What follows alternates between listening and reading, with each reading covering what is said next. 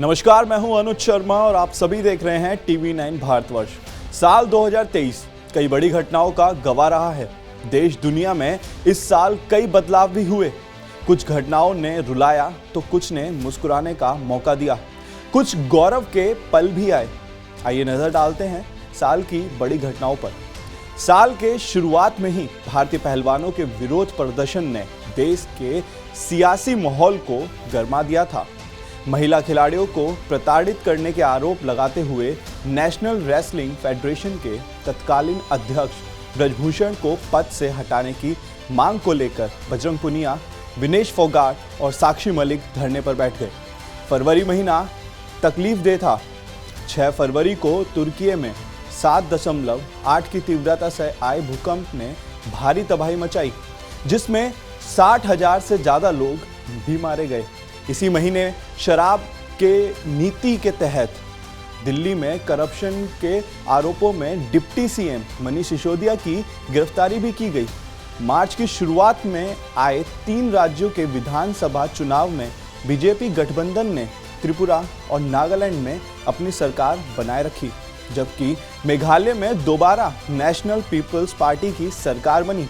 इसी महीने आपराधिक मानहानि के मामले में सजा मिलने पर राहुल गांधी की लोकसभा की सदस्यता रद्द कर दी गई, जिस पर बाद में सुप्रीम कोर्ट ने स्टे भी लगा दिया। चलिए अब जानते हैं अप्रैल की बात। अप्रैल में प्रयागराज में बाहुबली अतीक अहमद और उसके भाई अशरफ को 3 युवकों ने गोली मारकर हत्या कर दी। इसी बीच पंजाब में खालिस्तानी आंदोलन को हवा दे रहे अमृतपाल की गिरफ्तारी भी की गई।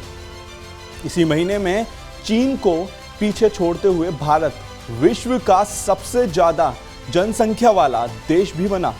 मई कांग्रेस के लिए राहत लेकर आई।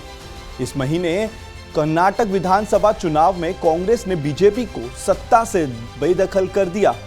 तो इसी महीने के अंत में देश को नया संसद भवन भी मिला। मई में ही मणिपुर में हुई हिंसा में 180 से ज्यादा लोगों की जान चली गई। जून महीना भी तकलीफ दे रहा। 2 जून को ओडिशा में हुए ट्रेन हादसे में करीब 300 लोगों की मौत हो गई।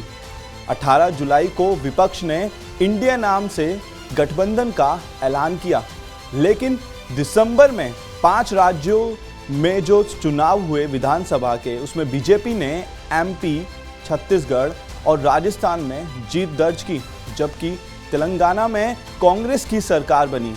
इस बीच भारत ने चांद पर कदम रखा और G20 शिखर सम्मेलन की मेजबानी की।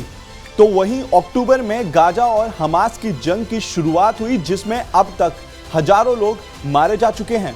साल के जाते जाते दिसंबर में संसद की सुरक्षा में सेंध की घटना ने भी लोगों को काफी ज्यादा चौंका दिया। देश और दुनिया की तमाम खबरों को जानने के लिए आप सभी बने रहें TV9 भारतवर्ष के साथ।